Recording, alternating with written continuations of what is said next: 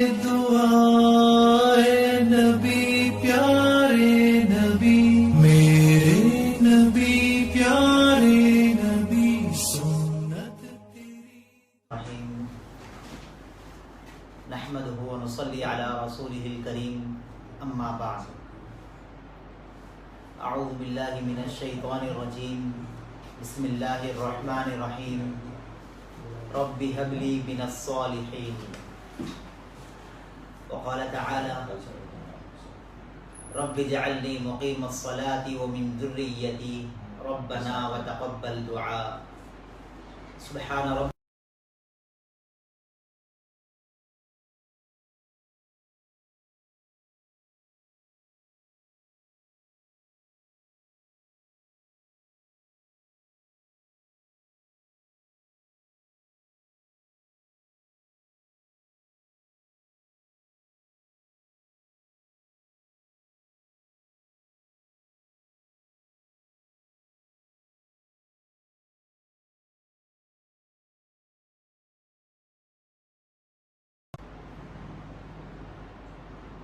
ہر انسان کی خواہش ہوتی ہے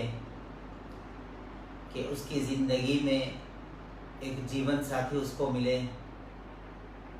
اس کے لیے وہ منتیں کرتا ہے، دعائیں کرتا ہے، اس کے لیے کوششیں بھی کرتا ہے۔ جب اس کا ساتھی اس کو مل جائے یعنی شادی اس کی ہو جائے تو پھر اس کی خواہش یہ ہوتی ہے کہ اس کو اولاد ہو جائے، اور اولاد کے ذریعے سے وہ یہ چاہتا ہے کہ میری اولاد نیک اور صالح ہو۔ اولاد کے لیے نبیوں نے بھی دعائیں کی تھی اور ہم بھی دعائیں کر رہے ہیں، لیکن ہم کو دعا ایسی کرنی چاہیے کہ اے اللہ مجھے اولاد دے، اس کے بجائے نیک صالح اولاد دے، ایسی دعائیں کرنی چاہیے۔ ہر انسان کی تمنا ہوتی ہے اور اس تمناؤں میں وہ کئی لوگوں سے دعائیں بھی کرواتا ہے اور خود بھی دعائیں کرتے ہیں، اور پھر تمنائیں اور آرزوئیں یہ ہوتی ہے کہ نیک اور صالح اولاد بنے۔ اسی لیے حدیث پاک میں ہے کہ انسان کے مرنے کے بعد بھی اس کے لیے اگر کوئی چیز صدقہ جاریہ ہو تو وہ چیز ہوتی ہے اس کے لیے اولاد۔ تین چیزیں ہوتی ہیں، ایک تو مال جو اگر انسان اچھی جگہ پر خرچہ کیا ہے تو وہ اس کے لیے صدقہ جاریہ ہوتا ہے، اور دوسرے وہ علم جس کے ذریعے سے لوگوں کو نفع ہوا ہے وہ اس کے لیے صدقہ جاریہ ہے، اور تیسرے وہ اولاد جو اس کی نیک اور صالح ہو۔ اور حدیث پاک میں آتا ہے کہ اگر کسی کی اولاد نیک ہو اور صالح ہو تو وہ اولاد جب تک زندگی میں اس دنیا میں سانس لیتا رہے گا تب تک اس کے والدین کے نام اعمال میں نیکیاں لکھی جاتی ہیں۔ اس لیے ہم کو کوشش اس بات کی کرنا ہے کہ ہم پہلے ہی سے اپنی اولاد کے لیے نیک اور صالح کی دعائیں کریں، اس کے بعد پھر تربیت میں کوئی ایسا کسر نہ چھوڑیں کہ جس سے ہماری اولاد نیک نہ بنے، بلکہ ہر کوشش کرے کہ ہماری اولاد اچھی بنے، نیک بنے، صالح بنے، متقی بنے، پرہیزگار بنے، لوگوں کو نفع پہنچانے والی بنے۔ قرآن کریم میں کئی واقعات ایسے بیان کیے گئے ہیں کہ حضرت زکریا علیہ السلام کا واقعہ بھی، جس کے بارے میں یہ کہا گیا کہ زکریا علیہ السلام نے اللہ سے دعائیں کی تھی۔ سورہ مریم میں ہے کاف ہا یا عین صاد ذکر رحمت ربک عبدہ زکریا اذ نادى ربہ نداء خفیا، اللہ سے خفی طور پر ندا کی ہے، یعنی دعا مانگی ہے، پکارا ہے۔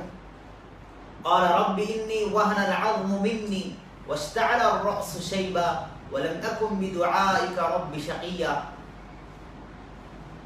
مختصر سا ترجمہ یہ ہوتا ہے،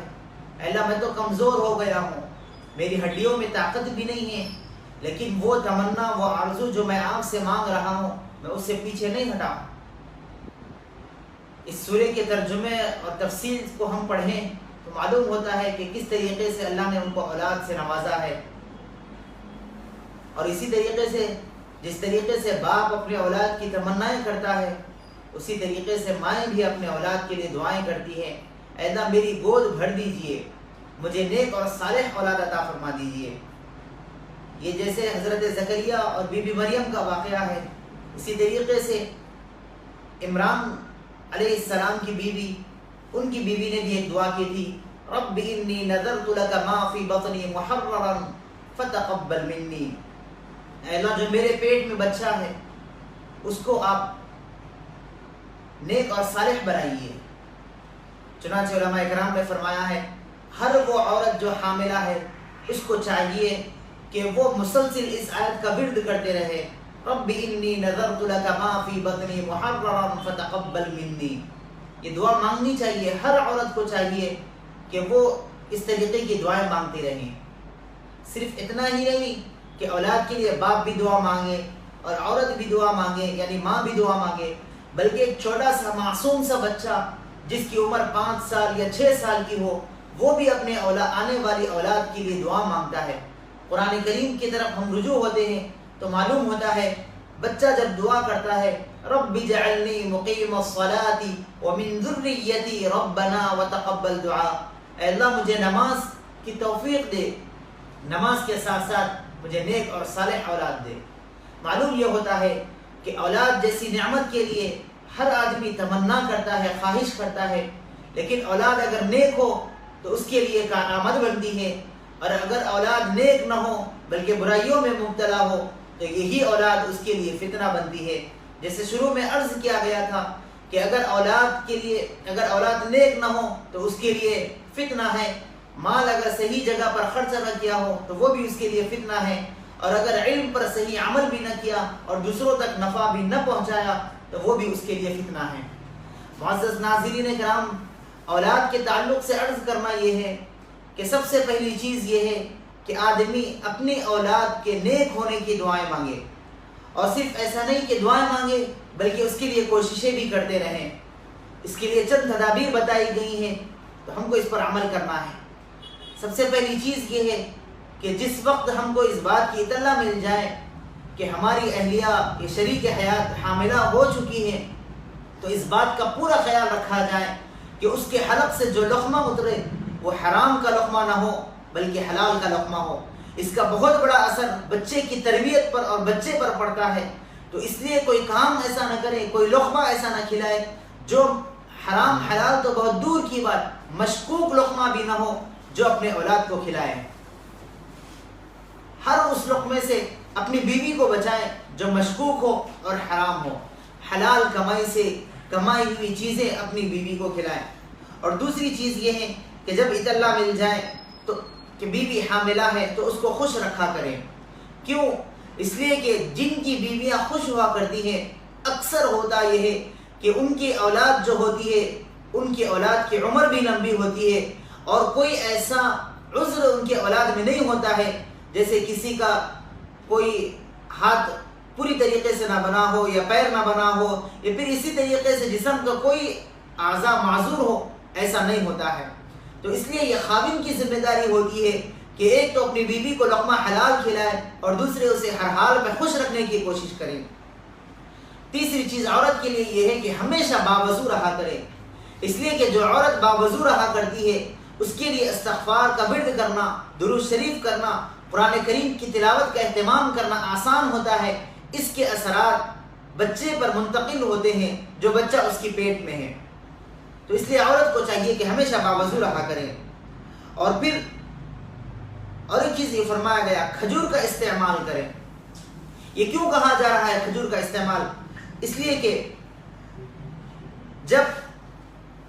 بی بی مریم سے کہا گیا وہ اللہ سے کہنے لگی اے اللہ ایسے موقع پر جب مجھے بچہ ہونے والا ہے میں بہت پریشان ہوں، تکلیف میں ہوں، میری تکلیف اتنی بڑھ گئی ہے کہ میں اسے برداشت نہیں کر سکتی، تو اللہ نے قرآن کریم میں فرمایا یا لیتنی مت قبل ھذا وکنت نسیا منسیا۔ اس کی تفصیل ہم قرآن کریم میں پڑھ لیں، اس کا ترجمہ معلوم کر لیں۔ مختصراً عرض کرنا یہ ہے کہ اللہ نے فرمایا کہ تم 3 کام کرو۔ پہلی چیز یہ ہے کہ کھجور کا استعمال کرو، اور دوسری چیز یہ ہے کہ اللہ سے دعائیں مانگو، اور تیسری چیز یہ ہے کہ آنے والی اولاد کو اچھی نگاہوں سے اس کو دیکھو. یہ اس لیے کہا گیا، کھجور کا استعمال اس لیے کہا گیا کہ کھجور کے اندر وہ طاقت ہوتی ہے جس سے آدمی کے دماغ کو سکون ملتا ہے، راحت ملتی ہے. اگر عورت اس کا استعمال کثرت سے کرے تو اس کو آخر مرحلے میں جو تکلیفیں ہوتی ہیں، یعنی ولادت کے موقع پہ جو پریشانیاں اس کو اٹھانی پڑتی ہیں، وہ اس سے اس کو نجات ملتی ہے. اگلی چیز یہ ہے کہ قرآن کریم کی تلاوت کا اہتمام کرے. اور پھر خاوند کی ذمہ داری اگلی یہ ہے کہ جو لاسٹ ٹرائمسٹر ہوتا ہے، جس کو آخری 3 ماہ یعنی آخری مرحلہ کہا جاتا ہے، ایسے میں خاوند کی ذمہ داری یہ ہے کہ اپنی بیوی کو ایسے موقع پر نہ غصہ کرے، نہ اس سے بدکلامی کرے،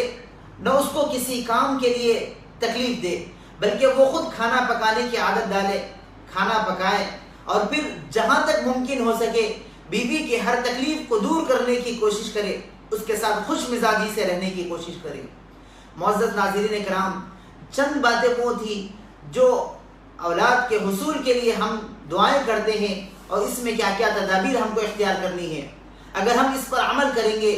تو اللہ کی ذات سے امید ہے کہ جو اولاد ہم کو پیدا ہوگی وہ نیک اور صالح اولاد پیدا ہوگی، کیونکہ اولاد کی تربیت کی جو سب سے پہلی ذمہ داری ہوتی ہے وہ ماں کی ذمہ داری ہوتی ہے. حضرت خواجہ معین الدین چشتی رحمت اللہ علیہ کے بارے میں واقعہ لکھا ہوا ہے کہ جب وہ کسی سفر پر تھے تو 5 لاکھ لوگ ان کے ہاتھ پر ایمان قبول کیے تھے. تو یہ ان کی اطلاع ان کے والدہ کو جب ملی تو والدہ نے کہا کہ بیٹا، اس میں تمہارا کمال نہیں ہے کہ تمہارے ہاتھ پر لاکھوں لوگ ایمان لا رہے ہیں، بلکہ اس میں میری محنت تھی. تو حضرت خواجہ معین الدین چشتی اجمیری رحمت اللہ علیہ نے اپنی والدہ سے پوچھا کہ ماں، اس میں آپ کی کیا کمال ہے،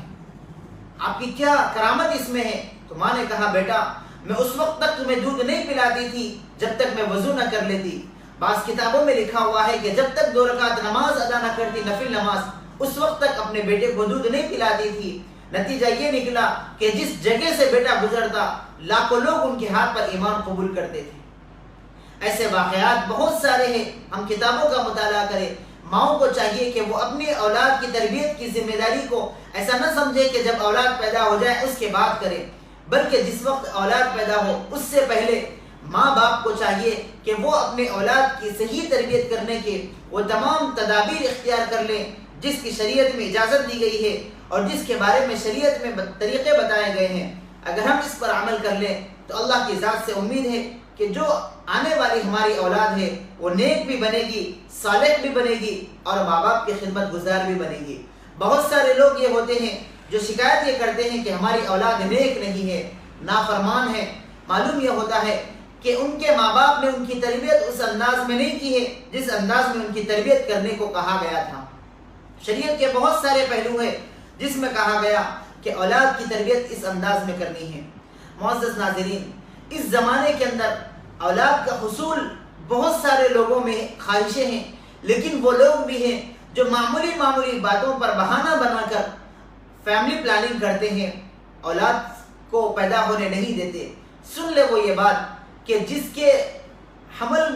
کو حمل قائم ہو گیا ہے، یعنی جو عورت حاملہ ہو گئی ہے، اس کے بعد اس کا ابارشن کرا دینا یا پھر اس کے حمل کو ساقط کروا دینا، ایک قتل کا گناہ اس کے اوپر لازم ہوگا. بہت بڑا گناہ ہے کہ آنے والے معصوم کی جان کو ہم ضائع کر دیں. اور پھر شریعت میں اس کی بھی اجازت نہیں دی گئی ہے کہ اولاد کو روکنے کے لیے آپ تدابیر اختیار کریں. ہاں، ایسا کوئی عذر ہو جس کی وجہ سے اجازت دی گئی ہے چند ماہ تک کے لیے یا پھر چند دنوں کے لیے کہ آپ اس حمل کو روک سکتے ہیں. جیسے کہ کوئی لڑکی ہے، پڑھ رہی ہے اور پھر سارا دار و مدار اسی پر موقوف ہے، وہ ذمہ داری کو نہیں سنبھال سکتی، ایگزام اس کے بالکل عین قریب ہے، چند دنوں میں امتحان کے دن قریب آ رہے ہیں، تو ان چند دن کے لیے اس کو اجازت دی جا سکتی ہے کہ وہ حمل کو روکے. لیکن دواؤں کے استعمال کے ذریعے سے حمل کو روکنا یہ بھی بہت بڑے غلط طریقہ ہے، ایسا ہرگز نہ کرے. اور پھر اسی طریقے سے اگر کسی کی اولاد ہو، ایک چھوٹا سا بچہ ہے جو یا تو پھر اکثر بیمار رہتا ہے، اس کی خدمت کرنے میں ماں کو بہت سارا وقت دینا پڑتا ہے، اس کی صحیح پرورش کرنے کے لیے اس کو ابھی بھی بہت ساری تکلیفیں اٹھانی پڑ رہی ہیں. ایسے میں اگر دوسری اولاد ہو جائے تو پھر ان دونوں کی صحیح تربیت وہ نہیں کر سکتی، اور گھر میں بھی دوسرے کوئی فرد موجود نہیں جو ایک دوسرے کی ذمہ داری کو سنبھال سکے، تو ایسے میں بھی چند دن کی مہلت دی جا سکتی ہے کہ وہ حمل کو چند دن کے لیے روک سکے، جس کو فیملی پلاننگ کہتے ہیں۔ لیکن آپریشن کے ذریعے سے یا پھر دیگر موجودہ زمانے کے علاجات کے استعمال کے ذریعے سے، دواؤں کے ذریعے سے، کریموں کے ذریعے سے اپنی اولاد کو، آنے والی اولاد کو روکنا، یہ بہت بڑا گناہ ہے۔ اس سے اولاد کی تمنا کرے، خواہش کرے اور نیک اولاد کی تمنا کرے۔ اب معلوم یہ ہوتا ہے کہ بہت سارے خواتین وہ ہوتی ہیں جن کے صرف لڑکیاں ہی لڑکیاں ہوتی ہیں، یا پھر بہت سارے وہ ہوتے ہیں جس کے صرف لڑکے ہوتے ہیں۔ ایسے میں ہوتا یہ ہے کہ اگر کسی عورت کو پورے لڑکیاں ہو جائیں تو سسرال کی طرف سے یا خاوند کی طرف سے اس کو بہت ساری تکلیفوں کا سامنا کرنا پڑتا ہے۔ ایک واقعہ معلوم ہوا ہے، سننے کو ملا ہے کہ ایک خاتون کے 4 لڑکیاں تھیں، تو ساس کی طرف سے یہ اجازت، یہ اطلاع ملی ہے اس کو کہ اگر اگلی بار تمہیں لڑکی ہو تو ہم اپنے بیٹے کی دوسری شادی کروا دیں گے اور تمہیں اپنے میکے بھیج دیں گے۔ یعنی ایسے تان و تشنیع بہو کو سننے کو ملتے ہیں یا عورت کو سننے کو ملتے ہیں۔ اس میں تو کسی کا کوئی اختیار نہیں ہوتا ہے کہ اللہ کی جانب سے ہوتا ہے کہ کس کو اولاد دے، کس کو نہ دے، کس کو لڑکا دے، کس کو لڑکی دے، یہ اللہ کی جانب سے ہے۔ اللہ کے فیصلے پر مقدم رکھیں۔ لیکن اس زمانے کے اندر اگر کسی کو لڑکی ہو جائے تو وہ لڑکی کی تمنا کرتے ہیں، اور لڑکا ہو جائے تو لڑکی کی تمنا کرتے ہیں۔ جس کو کوئی اولاد نہ ہو وہ اولاد کی تمنا میں اپنے اعمال کو یا پھر اپنے دین کو اس طریقے پر لے جاتے ہیں کہ وہ پجاریوں کے پاس جانا اور ایسی ایسی جگہوں پر جا کر منتیں مانگنا جو شرکیہ عمل ہو، جو کفریہ عمل بھی کہا جا سکتا ہے، ایسے عمل کو کرنا، ایسے منتروں کا پڑھنا اور ایسی ایسی چیزوں کو گھروں میں لا کر رکھنا اور پھر یہ سمجھنا کہ یہ ہمیں اولاد دینے والا ہے، یہ بہت بڑا گناہ ہے۔ اس سے بھی ہم کو بچنا چاہیے۔ اللہ سے دعائیں کرتے رہیں، اللہ نیک اولاد دے، بس اس کی دعائیں کریں۔ حضرت زکریا علیہ السلام کو اللہ نے محروم نہیں رکھا، وہ تو نبی تھے جس کو اتنی دعائیں مانگنے کے بعد، ایک عرصے کے بعد اللہ نے ان کو بھی اولاد دی تھی، تو ہم کو بھی اللہ اولاد دے سکتا ہے۔ تو ہم اللہ سے اولاد مانگیں، نیک اولاد مانگیں۔ اس کے علاوہ کسی عاملوں کے پاس نہ جائیں، کسی ایسی جگہ پر نہ جائیں جہاں سے ہمارا ایمان خطرے میں جائے، جہاں سے ہمارا ایمان ختم ہو جائے۔ ایسی جگہ پر جا کر ہم ایسا کوئی کام نہ خود کرے نہ اپنی بیوی سے کروائے جس سے حمل ٹھہرنے کے لیے کوششیں کی جاتی ہیں۔ معزز ناظرین، ایک بات بتا دیں کہ ایک بہت بڑا عمل آپ کو بتانے جا رہا ہوں۔ کیلیفورنیا یونیورسٹی میں 1200 عورتوں کا معلوم کیا ہے کہ ان عورتوں کو صرف لڑکیاں ہی لڑکیاں کیوں ہوتی ہیں۔ وہ ناظرین، وہ خواتین اس بات کو غور سے سنیں جس کے گھر میں صرف لڑکیاں ہی پیدا ہوتی ہیں، لڑکے پیدا ہونے کی تمنا بھی ہوتی ہے لیکن لڑکے نہیں پیدا ہو رہے ہیں، ان کے لیے ایک بہت مجرب اور ایک بہت آسان سا وظیفہ اور ایک بہت آسان سا عمل بتا رہا ہوں کہ 1200 عورتوں کی نشاندہی کی گئی کہ ان کو صرف عورتیں ہی لڑکیاں کیوں ہوتی ہیں۔ ان کے بہت سارے ٹیسٹ کروائے گئے، ان کے روٹین کو چیک اپ کیا گیا کہ یہ کھانے میں کیا استعمال کرتی ہے، ان کے خاوند کس طریقے سے رہتے ہیں، یہ کس طریقے سے رہتی ہے۔ بہرحال متفقہ طور پر اور متفرق مسائل پر سارے سائنٹسٹ جمع ہوئے اور کسی نے اپنا تجزیہ پیش کیا، کسی نے اپنا تجزیہ پیش کیا۔ آخر میں ایک نتیجے پر پہنچے جو یہ تھا کہ جس عورت کے اندر پوٹاش کا لیول کم ہوتا ہے ان کو لڑکیاں پیدا ہوتی ہے، اور جس کو یہ لیول زیادہ ہوتا ہے ان کو لڑکے پیدا ہوتے ہیں۔ لہٰذا اس کے بعد اس یونیورسٹی نے 1200 عورتوں کے اندر اس لیول کو بڑھانے کی کوشش کی ہے، کئی غذائیں انہوں نے دی ہے۔ اس کے بعد پھر نتیجہ یہ نکلا کہ ان کو لڑکے پیدا ہوئے ہیں۔ لیکن اس زمانے کے اندر ڈاکٹروں کی ریسرچ یہ کہتی ہے کہ موز کے اندر یعنی کیلے کے اندر یہ پوٹاش کا لیول بہت زیادہ ہوتا ہے۔ علماء اکرام نے اس میں ایک اور چیز اضافہ کر لی ہے، یا ولیو 11 مرتبہ، یہ اللہ کا نام ہے، اللہ کا صفاتی نام ہے۔ اگر کوئی عورت روزانہ صبح، دوپہر، شام یا پھر صبح شام ایک موز کے اوپر 11 مرتبہ یا ولیو پڑھ کر پھونکے اور پھر جس دن یہ کھائے اس دن رات میں اگر اپنے خاوند سے تعلق قائم کرے، پھر اس کے بعد جو حمل قائم ہوگا اس سے اللہ کی ذات سے امید ہے کہ لڑکا پیدا ہوگا۔ لڑکا پیدا ہونے کے لیے ایک مجرب عمل یہ ہے کہ روزانہ یا پھر جس دن اپنے خاوند سے ملاپ کرنے کا ارادہ ہو، ایک کیلا صبح اور ایک کیلا شام، یا پھر 3 وقت بھی کھا سکتے ہیں،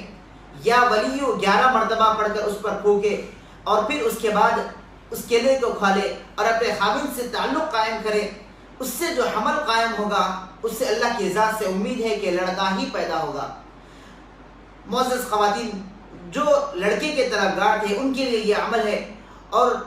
اسی طریقے سے جن کی اولاد نہیں ہو رہی ہے اور جن کی اولاد ہوئی لیکن نافرمان ہیں ان کے لیے بہت سارے عمل ہیں۔